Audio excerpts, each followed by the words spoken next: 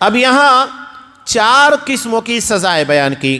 یہ قاضی کے پر منحصر ہے کہ وہ حالات کا جائزہ لینے کے بعد جج یہ فیصلہ کرے گا کہ یہ مجرم ہے، اس کے پر کون سی سزا کا اطلاق ہوگا، اس نے کتنا جرم کیا ہے، اسے کون سی سزا دی جائے. یہ آپشنز دے دیے گئے. جبکہ یہاں شیخ عبد الرحمن کیلانی رحمہ اللہ نے بیان کیا سب سے پہلی چیز کہ اگر مجرم نے قتل کیا ہو، کسی کو مار دیا ہو مگر مال لینے کی نوبت نہ آئی ہو، یہ فساد فی الارض کی قسم ہے. یعنی کسی کا مال لوٹنے کے لیے اس کا مرڈر کر دینا، قتل کر دینا. تو ایسی صورت میں اگر اس نے صرف قتل کیا ہو لیکن مال نہیں لوٹا ہو تو قصاص کے طور پر اس کو قتل کیا جائے گا. یہ پہلی شکل ہے. اور اگر قتل بھی کر دیا ہو اور مال بھی لوٹ لیا ہو تو ایسی صورت میں اسے پھانسی کے پر لٹکایا جائے گا، سولی دی جائے گی. فرق یاد رکھیے، اگر صرف قتل کیا مال نہیں لوٹ پایا تو قصاص کے طور پر قتل کیا جائے گا. لیکن اگر اس نے مرڈر بھی کر دیا، قتل بھی کیا، مال بھی لوٹ لیا، اس کے بعد اس کو پکڑا گیا ہے، اسے سولی کے پر لٹکایا جائے گا. اور اگر صرف مال ہی چھینا ہو، قتل نہ کیا ہو، یعنی صرف مال لیا اس کو قتل نہیں کیا ہو، تو اس کے ہاتھ اور پیر مخالف سمت سے کاٹ دیے جائیں گے. اور اگر ابھی قتل نہ کیا ہو اور مال بھی چھیننے سے پہلے اس کو گرفتار کر لیا گیا، ارادہ اس نے کیا، کوشش کی، لیکن نہ تو وہ قتل کر سکا نہ مال لوٹ سکا، تو ایسی صورت میں اسے جلا وطن کیا جائے گا. یہ الگ الگ صورتوں میں الگ الگ کنڈیشنوں میں اس کے پر سزا کا نفاذ ہوگا اور یہ چیز دراصل قاضی کرے گا. اب دیکھیے نبی صلی اللہ علیہ وسلم کے زمانے میں اس طرح کا ایک واقعہ پیش آیا، جیسا کہ بخاری کی روایت کے اندر ہے کہ اکل اور ارینا یہ 2 قبیلے تھے. یہاں کے کچھ لوگ آپ صلی اللہ علیہ وسلم کے پاس مدینہ تشریف لائے اور اسلام کو قبول کر لیا. انہوں نے کہا کہ اللہ کے رسول ہم لوگ کسان نہیں ہیں. اب مدینہ کے اندر لوگ کسانی تھے، عمومی طور کے پر شیتکری تھے، تو انہیں مدینہ کی آب و ہوا راس نہیں آئی. تو آپ صلی اللہ علیہ وسلم نے چند اونٹ اور ایک چرواہا ان کے ساتھ دے دیا اور کہا کہ تم لوگ جنگل کی طرف چلے جاؤ، مدینہ کے آب و ہوا سے دور ہو جاؤ تاکہ تمہارا علاج ہو سکے. تو ان اونٹوں کا دودھ اور پیشاب پیو. اب یہاں ایک بڑا مسئلہ ہے.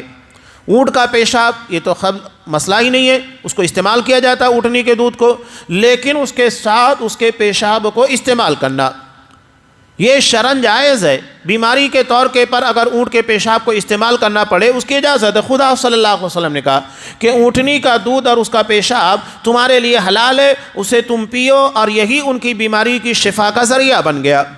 یہاں اس ضمن میں فقہاء نے اس بات کا تذکرہ بھی کیا ہے کہ ماکول اللحم یعنی جن جانوروں کا گوشت تو حلال ہے جو ہم کھاتے ہیں، جیسا کہ بکرا ہے، بکری ہے، گائے ہے، بیل ہے، اونٹ اونٹنی وغیرہ، بھیڑ وغیرہ، یہ ہمارے لیے حلال ہے.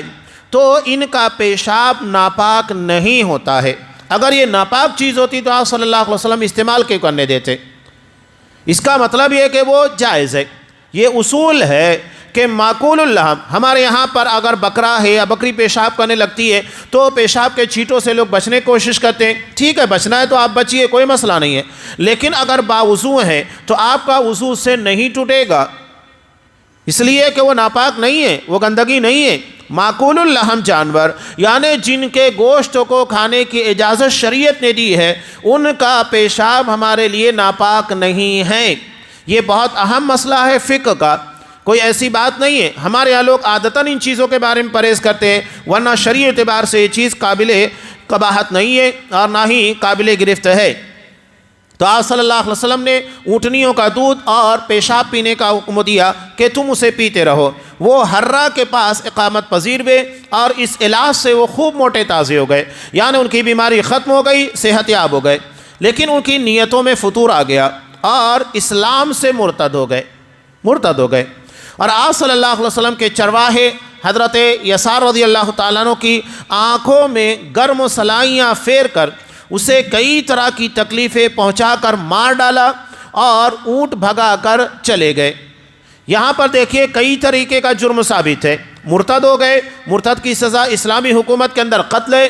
اس کے بعد ان لوگوں نے چرواہے کو، ایک مسلمان کو بھی قتل کیا، اور قتل بھی ایسے نہیں کیا نارمل کنڈیشن میں، بلکہ گرم صلاحیاں جلانے کے بعد آنکھوں کے اندر پھیر دیا اور انہیں یوں ہی تڑپتا ہوا چھوڑ دیا، تڑپ تڑپ کر وہ جان دیے۔ تو یہ حالت ان لوگوں کی ہو گئی تھی۔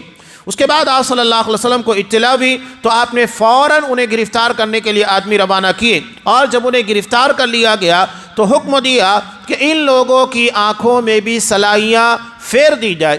سلاخ کو گرم کرنے کے بعد ان کی آنکھوں کے اندر پھیر دیا گیا، اور ان کے ہاتھ پاؤں کاٹے گئے اور ہررا کے ایک کونے میں انہیں پھینک دیا گیا، اور اسی حال میں وہ مر گئے۔ وہ پانی مانگتے تھے لیکن انہیں کوئی پانی نہیں دیتا تھا۔ ابو قلابہ کہتے ہیں یہ اس لیے کہ انہوں نے چوری کی، یعنی مال چوری کیا، اونٹ کو لے کر گئے، خون کیا، قتل ناحق کیا، اور ایمان کے بعد کفر کا راستہ اختیار کیا، اور اللہ کے رسول صلی اللہ علیہ وسلم سے محاربہ یعنی جنگ کی، اعلان جنگ کیا۔ تو یہ سارے کے سارے گناہ بیک وقت ان لوگوں کے سامنے جمع ہو گئے تھے، اس لیے ان لوگوں کو اسی طریقے کی سزا دی گئی تھی۔